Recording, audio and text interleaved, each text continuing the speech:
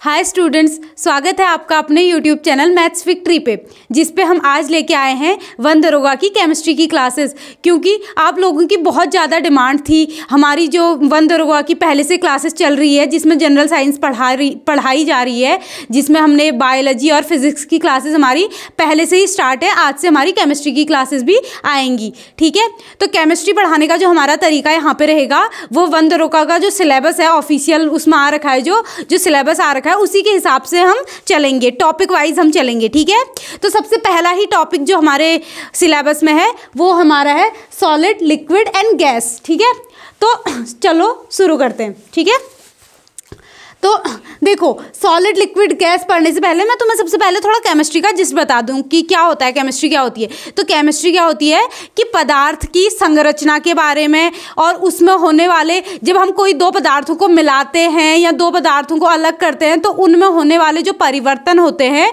उनको वो हम क्या पढ़ते हैं, केमिस्ट्री में पढ़ते हैं। ठीक है, पदार्थ के बारे में पढ़ रहे हैं बेसिकली देखा जाए। और पदार्थ क्या होता है, पदार्थ वो चीज़ है जो मतलब जो द्रव्यमान घेर रहा है, एवरीथिंग विच, या तुम ये बोल सकते हो एनीथिंग विच ऑक्यूपाइज स्पेस, मतलब जो स्पेस घेर रहा है वो क्या है, तुम्हारा पदार्थ है। ठीक है, अब पदार्थ को हम दो तरह से क्या करते हैं, क्लासीफाई करते हैं। एक हम करते हैं फिजिकल क्लासिफिकेशन, दूसरा हमारा होता है केमिकल क्लासिफिकेशन।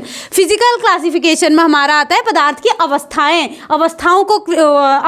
बताते हैं हम, क्या कि तीन अवस्थाएं होती है पदार्थ की, सॉलिड, लिक्विड एंड गैस। ठीक है, अब देखो सॉलिड, लिक्विड और गैस सबको पता है, इसमें कोई नई बात नहीं है। हम अपने आसपास की चीज़ों को जोड़ते हुए अगर हम देखें तो हमको समझने में बहुत आसानी होगी। ठीक है, तो सॉलिड क्या होता है, हमारे आसपास हमने देख रखा है जो चीज़ें कठोर होती हैं, ठीक है, वो सॉलिड है। लिक्विड क्या है, वाटर लिक्विड है। और हमारा गैस क्या है, हमारी जो ऑक्सीजन, जो चीज़ गैस, हमारी हवा जो है वो गैस है। ठीक है, हवा क्या है, गैसों का, बहुत सारी गैसों का मिश्रण है हवा बेसिकली। तो देखो सॉलिड क्या है, ठोस का एक निश्चित आकार होता है, आयतन होता है, इसके कण आपस में घनिष्ठ रूप से जुड़े रहते हैं और इनमें बहुत कम गति होती है। ठीक है, अब सॉलिड, लिक्विड, गैस को अगर मैं तुम्हें एक डायग्राम बना के समझाऊं, तो इधर पे कहीं पे स्पेस तो नहीं है, एक सेकेंड।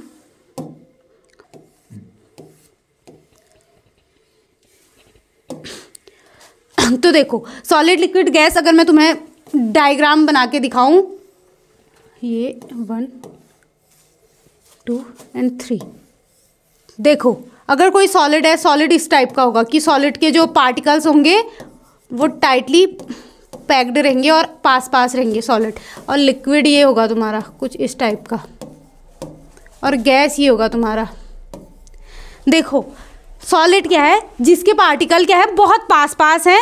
इनमें क्या है, इनमें अंतराण्विक बल, देखो अगर पास पास हैं तो बल ज़्यादा होगा। ठीक है, और जो बल ये अणुओं के बीच में होता है उसको अंतराण्विक बल बोलते हैं। ठीक है, तो ये बल ज़्यादा होगा। और दूसरा जो स्पेस है, स्पेस क्या होगा, कम होगा, मतलब जो अणुओं के बीच में जो स्थान है वो कम है। अगर पास पास होंगी कोई चीज़ें तो स्थान, उनके बीच में स्थान कम होगा। दूसरा हमारा द्रव आया, द्रव में जो हमारा देखो तो तुम्हारा क्या है, अगर द्रव देखें, देखो ये दूसरा तुम्हारा है द्रव। द्रव के कारण क्या होते हैं, ठोस से दूर दूर होते हैं, ठोस से दूर दूर है, तो इसमें जो अंतराण्विक बल है, बल ठोस से कम है। और जो स्थान है, अगर कोई दो चीज़ें दूर हैं तो उसमें स्थान ज़्यादा होगा बीच में, तो इसमें क्या है, स्थान ज़्यादा है और बल कम है। और जो गैस है, ये लास्ट जो है ये गैस का उदाहरण है। ठीक है, देखो गैस में पार्टिकल्स बहुत दूर दूर हैं और स्थान बहुत ज़्यादा है। ठीक है, वही सब लिख रखा था, देख लेते हैं दोबारा। ठीक है, तो ठोस क्या है तुम्हारा, ठोस वो है कि जिसका आकार भी, अगर कण पास पास हैं तो क्या है, उसका आकार भी फिक्स्ड है, दूसरा उसका आयतन फिक्स्ड है। ठीक है, और घनिष्ठ रूप से टाइटली पैक्ड है। उसके बाद क्या बोला, गति नहीं होती, जगह ही नहीं है गति करने के लिए ना। अगर पास पास है तो गति करने के लिए जगह ही नहीं है, कहाँ गति करेंगे, तो गति नहीं होगी। ठीक है, जैसे कि आजकल हम देख रहे हैं कुंभ चल रहा है, महाकुंभ चल रहा है, तो उसमें क्या है, उसमें बहुत सारे लोग हैं, तो क्या हो रही है, भीड़ बहुत ज़्यादा है। भीड़ ज़्यादा है तो चलने के लिए जगह ही नहीं हो रही है, गति करने के लिए, मतलब 1 किलोमीटर चलने के लिए तुम्हें 1 घंटे से ज़्यादा लग जा रहा है, क्योंकि जगह नहीं है, स्पेस नहीं है। ठीक है, अब फिर दूसरा देखो, दूसरा क्या है तुम्हारा, लिक्विड, द्रव। तो द्रव क्या होता है, द्रव का निश्चित आयतन होता है लेकिन यह अपने पात्र का आकार ले लेती है, ठीक है।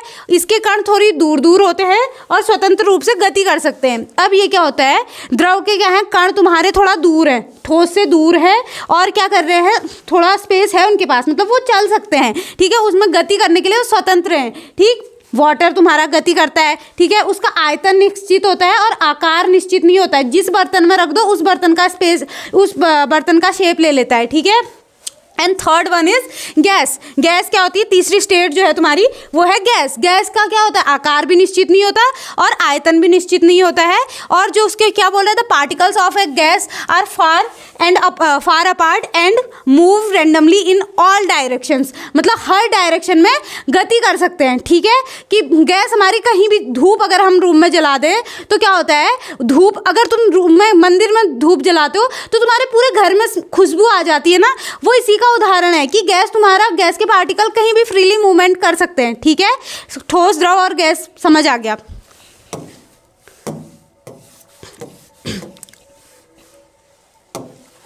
फिर इनकी क्या है, विशेषताएं हैं। अगर विशेषताएं देखो तो ठोस की वही जो हमने पढ़ लिया है वही है इसकी, कि आकार निश्चित होता है, आयतन निश्चित होता है, कठोर होते हैं और सघन होते हैं, घने होते हैं, मतलब भीड़ ज़्यादा होती है, पास पास होते हैं।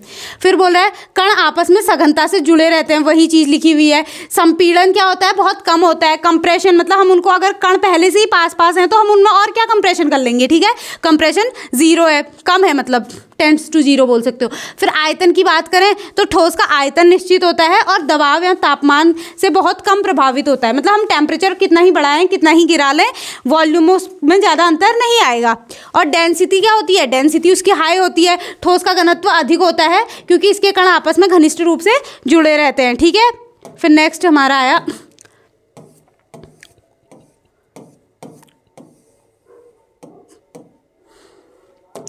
देखो, फिर आता है द्रव। ठोस के बाद फिर द्रव। द्रव का क्या होता है, आयतन तो निश्चित होता है पर आकार निश्चित नहीं होता है। जिस बाल्टी में रखोगे पानी, बाल्टी के आकार का हो जाएगा, और ग्लास में रखोगे या किसी टब में रखोगे उसके आकार का हो जाएगा, पात्र का आकार ले लेता है बोल रहा है। फिर तुम्हारे पास आया कि कैन फ्लो, मतलब क्या करता है, बह सकता है। कण मध्यम दूरी पे स्थित होते हैं।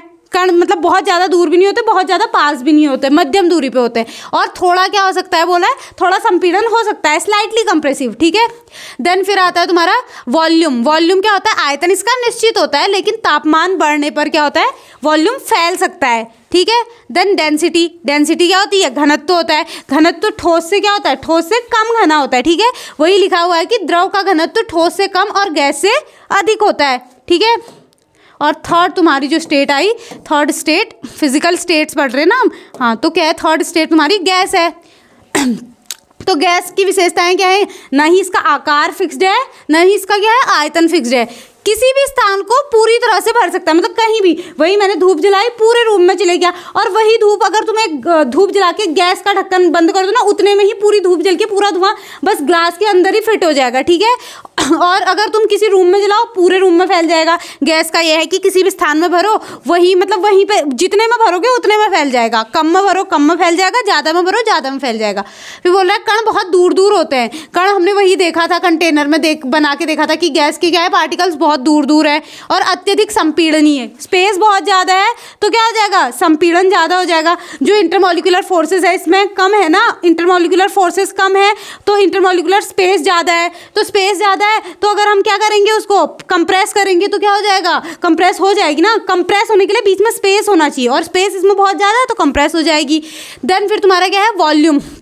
वॉल्यूम, आयतन। आयतन क्या होता है, आयतन भी फिक्स्ड नहीं होता है। जिस गैस का आयतन उसके पात्र और दबाव पर निर्भर करता है, मतलब अगर जितना ज़्यादा तुम प्रेशर लगाओगे उतने छोटे बर्तन में तुम गैस को पैक कर सकते हो, ठीक है। दबाव बढ़ाने पर गैस सिकुड़ जाती है, जितना ज़्यादा प्रेशर बढ़ाओगे गैस उतना सिकुड़ जाएगी, उतना कंप्रेस हो जाएगी बोल रहा है। और घटाने पर क्या हो जाती है, फैल जाती है। तुमने प्रेशर हटाया, फैल गई, वही।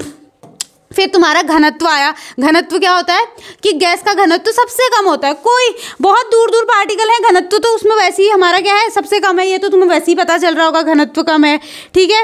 और फिर नेक्स्ट देखो, ये हमने पढ़ लिया। देखो हम क्या पढ़ रहे थे, स्टेट पढ़ रहे थे कि तीन, मतलब हम पढ़ रहे थे कि मैटर के बारे में पढ़ रहे थे, मैटर की अवस्थाएं, कि मैटर किस किस रूप में तुम्हारा प्रेजेंट हो सकता है, ठीक है। ठोस हो सकता है, द्रव हो सकता है, गैस हो सकता है। अब क्या बोल रहा है कि स्टेट ट्रांजिशन, मतलब ठोस को द्रव में कैसे बदलें, द्रव को गैस में कैसे बदलें, या गैस से सीधे तुम ठोस में कैसे बदल रहे हो, या ठोस को सीधे गैस में कैसे पढ़ रहे हो, वो चीज़ें जो है वो स्टेट ट्रांजिशन या अवस्था परिवर्तन कहते हैं। मतलब एक स्टेट से दूसरे स्टेट में कैसे चेंज करना है, वही बोल रहा है। जब पदार्थ एक अवस्था से दूसरी अवस्था में बदलता है तो इसे अवस्था परिवर्तन या स्टेट ट्रांजिशन कहते हैं। यह प्रक्रिया तापमान और दबाव के परिवर्तन के कारण होती है, वही है। तो अब स्टेट ट्रांजिशन में सबसे पहले क्या लिखा हुआ है, मेल्टिंग। मेल्टिंग मतलब किसी चीज़ का गलना। सपोज तुम्हारा कोई, तुमने फ्रिज में आइस कभी तो देखी होगी, फ्रिज तो सभी के घर पे होगा, तो फ्रिज में क्या देखा होगा तुमने, आइस, ठीक है। आइस अगर तुम बाहर निकाल दो फ्रिज से, कुछ टाइम में वो क्या हो जाती है, पिघल के क्या हो जाती है, वाटर बन जाती है। वही चीज़ जो है वही तुम्हारा गलना या मेल्टिंग है, ठीक है। Melting is the process in which the solid change into liquid, जिसमें पहले तुम्हारी आइस सॉलिड फॉर्म में थी और वो मेल्ट होके क्या होगी, लिक्विड फॉर्म में कन्वर्ट होगी। तो इसका क्या है, अब देखो मेल्टिंग वगैरह मतलब स्टेट जो तुम्हारा चेंज हो रही है, इजीली बता देती हूँ। देखो अवस्थाएं, हमने 3 अवस्थाएं पढ़ी। रुको एक सेकंड, दिख नहीं रहा होगा, शायद अब दिखेगा। ठोस, दूसरी है हमारी अवस्था द्रव, and third one is gas, ठीक है। देखो कोई चीज़ ठोस से अगर तुम्हारी, अगर रुको हम पेंसिल यहाँ से चेंज कर लेते हैं, कलर चेंज, ठीक है। देखो ठोस से अगर कोई चीज़ तुम्हारी द्रव में जाएगी, सबसे पहले ठोस से द्रव में जाएगी तो क्या होगा, कोई ठोस है कोई वस्तु अगर द्रव बनी तो तुम्हारा क्या होगा, वो चीज़ गल गई, ठीक है। उस प्रोसेस को हम गलना बोलेंगे, ठीक है। और द्रव से अगर तुम्हारी गैस बनी, द्रव से कोई चीज़ गैस बनेगी तो क्या होगा, वाष्पन होगा उस चीज़ का, क्या होगा, वाष्पन होगा। और फिर देखो अगर गैस से फिर द्रव बनी, गैस से द्रव बनी, क्या होता है तुम्हारा, संघनन होता है। क्या होता है, संघनन होता है। और द्रव से फिर तुम्हारी ठोस में आ गई तो क्या हो गया इसका, ये फिर जम गया, ठीक है। ये चीज़ क्या हो गया, जम गया, जमना, ये तुम्हारी जमना हो गया। और अगर ठोस से तुम्हारे सीधी कोई चीज़ गैस में बन रही है ना, ठोस से सीधे तुम्हारा गैस बन गया तो इसको क्या बोलते हैं, ऊर्ध्वपातन बोलते हैं, ऊर्ध्वपातन। ईजी कॉन्सेप्ट है, जल्दी समझ गया आया होगा। देखो ठोस से द्रव बनी, गल गई चीज़ें, गलना, ठीक है, मेल्टिंग। और अगर फिर तुम्हारा क्या हो गया, द्रव से गैस बनी, वाष्पन। वाष्पन को क्या बोलते हैं, इवेपोरेशन बोलते हैं, ठीक है। उसके बाद फिर अगर गैस से फिर द्रव में आई तो संघनन, कंडेंसेशन। और अगर तुम्हारा फिर द्रव से ठोस आई तो क्या हो गया, कोई चीज़ तुम्हारी फ्रीज होगी, ठीक है। और बाय द चांस तुम्हारी कोई चीज़ ठोस से सीधे तुम्हारी गैस बन गई तो उसको हम क्या बोलते हैं, ऊर्ध्वपातन बोलते हैं, ठीक है, ऊर्ध्वपातन। चलो नेक्स्ट हम अपनी वही स्लाइड पे जाते हैं, ठीक है। तो समझ आया मेल्टिंग क्या है। मेल्टिंग वही कि जब किसी ठोस पदार्थ को गर्म किया जाता है। देखो मेल्टिंग होती कब है, ये थोड़ा पढ़ लो कि मेल्टिंग,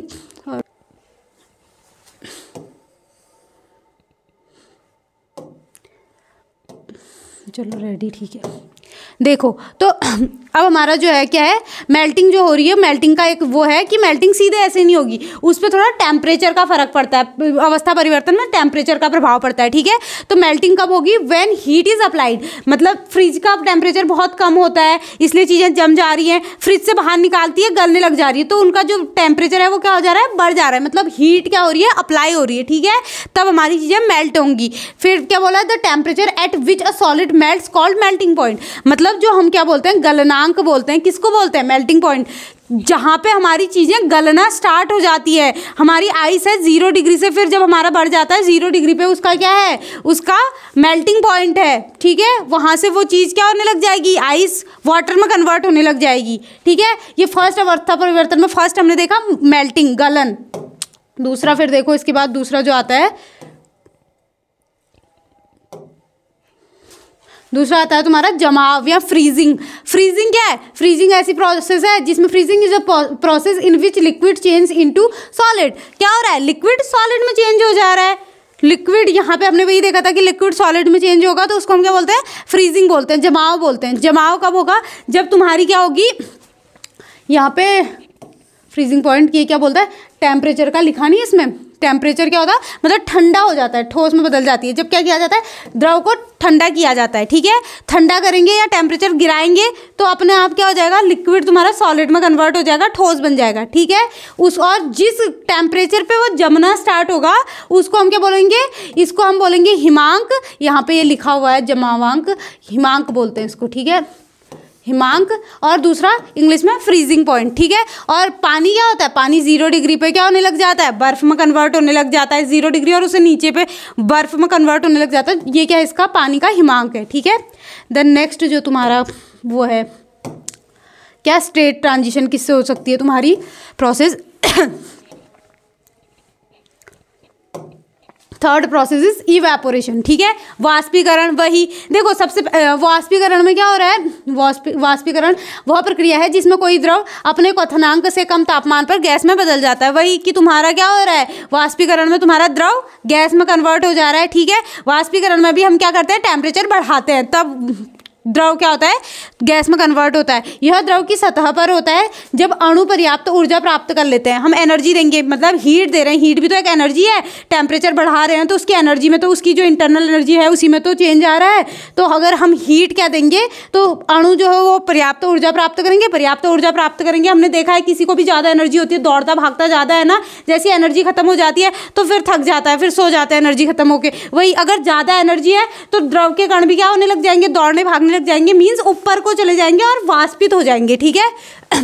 वही वाष्पीकरण को प्रभावित कौन कौन कारक करते हैं, तापमान प्रभावित करता है, सतह क्षेत्र की कितना एरिया है वो भी क्या करता है, वो वाष्पीकरण को प्रभावित करता है। और आर्द्रता, ह्यूमिडिटी बोलते हैं जिसको, आर्द्रता की कितनी नमी है उस स्थान पे, ठीक है। और वायु की गति, कि वायु की गति क्या है, ये 4 चीज़ें तुम्हारी दे रखी हैं।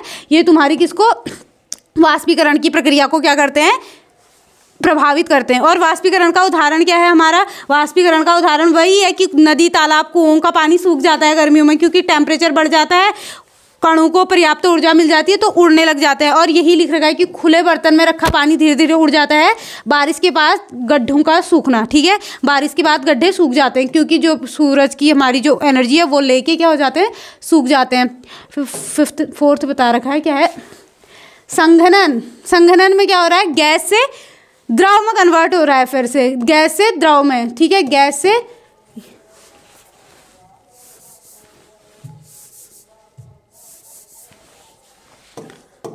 ये तुम्हारा गैस है, चलो फिर से मैंने वही लिख दिया, ये द्रव है, ठीक है। गैस से जब दोबारा वापस गैस में गैस से दोबारा द्रव में आया तो वो प्रोसेस क्या होती है तुम्हारी, संघनन। संघनन का जो मेन एग्जांपल तुम्हारा है कि घर में तुम सब्जी बनाते हो, पानी डालते हो सब्जी पकने के लिए, ऊपर से ढक्कन रख देते हो, फिर जब पकी या नहीं पकी चेक करने के लिए ढक्कन हटाते हो तो ढक्कन की सतह पर क्या दिखते हैं हमको बहुत सारे पानी के कण दिखते हैं। वो कैसे दिख रहे हैं, वही हो रहा है कि हमारे जो क्या हुआ, पानी है उसने पर्याप्त ऊर्जा प्राप्त करी, उसमें वाष्पन हुआ और जो हमारा ढक्कन है, ढक्कन की सतह क्या है, ठंडी है, तो वहाँ पे गया और वहाँ पे ठंडी सतह पे टकराए, वो पानी के भाप बन के जो कण हैं वो टकराए और आपस में टकरा के क्या हो गए, फिर संघनित होकर वाटर बन गए, ठीक है।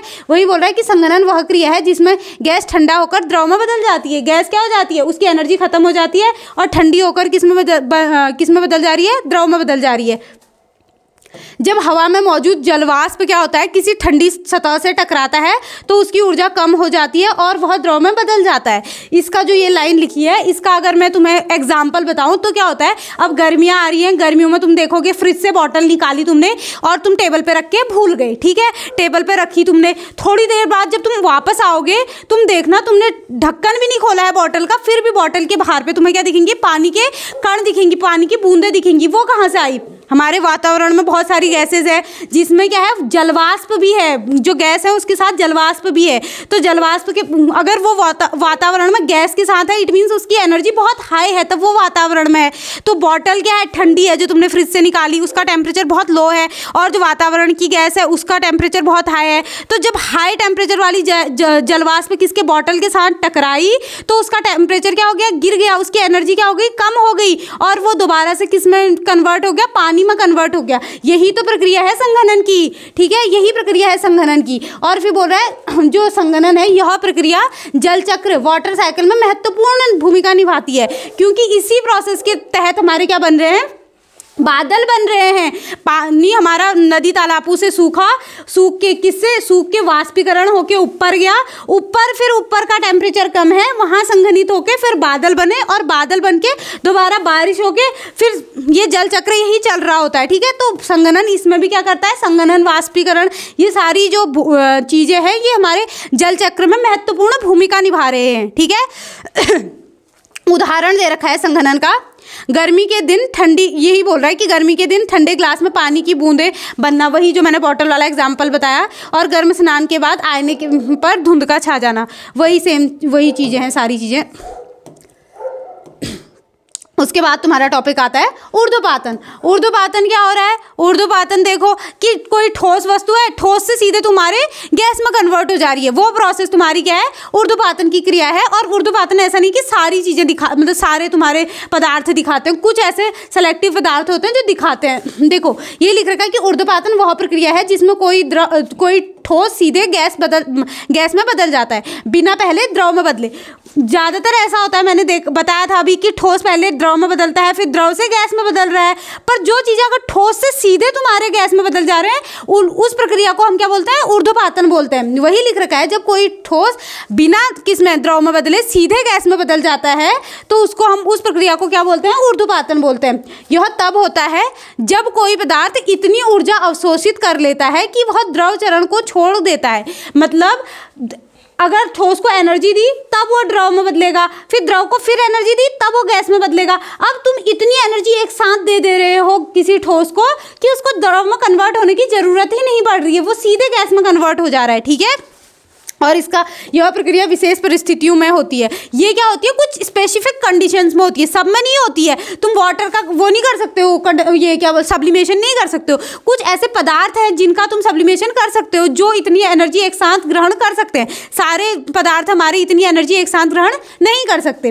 तो इसका एग्जाम्पल क्या है, हमारा सूखी बर्फ है, बोल रहा है सूखी बर्फ के साथ क्या होता है, उदाहरण सूखी बर्फ बिना द्रव बने सीधे क्या हो जाती है, कार्बन डाइऑक्साइड में कन्वर्ट हो जा रही है। पहले सॉलिड है, फिर कार्बन डाइऑक्साइड में क्या हो जा रही है, कन्वर्ट हो जा रही है।